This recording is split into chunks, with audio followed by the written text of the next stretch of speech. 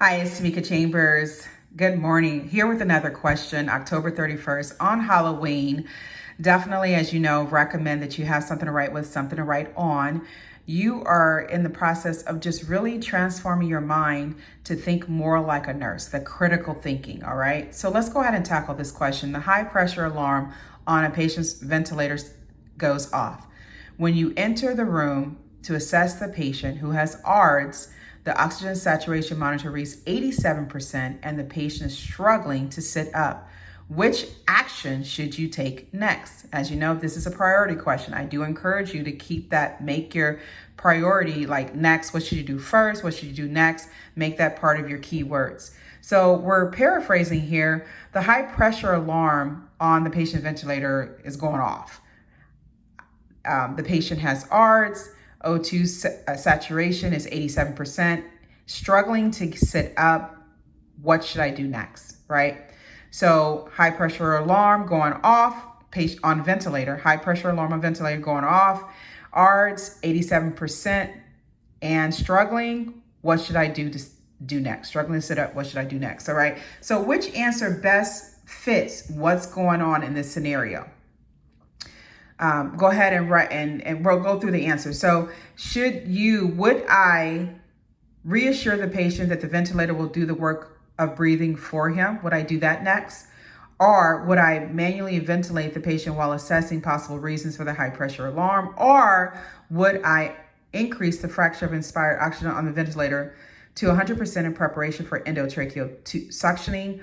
Or insert an oral airway to prevent the patient from biting on the endotracheal tube. So you may have correct statements, but does it match what's going on? It's important that you do not just work the answers. I want you to work the scenario or question that you have. And we have keywords in here. Go ahead and write your answer and then pause and write your answer and then come back. All right. So we have an alarm on a ventilator going off. The patient already has ARDS, acute respiratory distress syndrome. O2 sat is 87%. We know that's low, struggling to sit up, ARDS. So somehow, some way, he is not able, his lungs are not working effectively, right? They're not doing the breathing on their own, right? Ventilating on their own. So we need to do something here. And yes, you may reassure the client, but the ventilator is going off. Can you imagine that? The ventilator is going off and you're like, oh, it's going to be okay. The machine is really working. No. So we C and D, yeah, we may do that for that particular process. But right now we need to see why that ventilator is going off. And the one that closely matches what we need to address, the root problem. The ventilator is going off. So you're going to manually ventilate the patient and assess possible reasons for the high pressure alarm. One of the things I do in the NCLEX Success Mindset Mini-Course is I take you on a virtual field trip and I practice doing these questions and really go over what the testing strategy is. That course is available to you.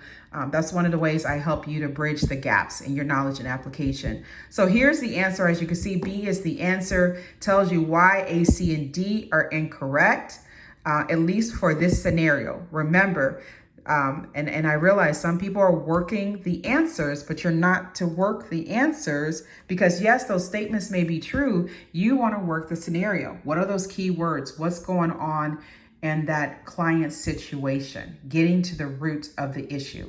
I'll talk to you guys soon. Take care of yourself. Make sure you do something nice for yourself today and every day. I'll talk to you soon.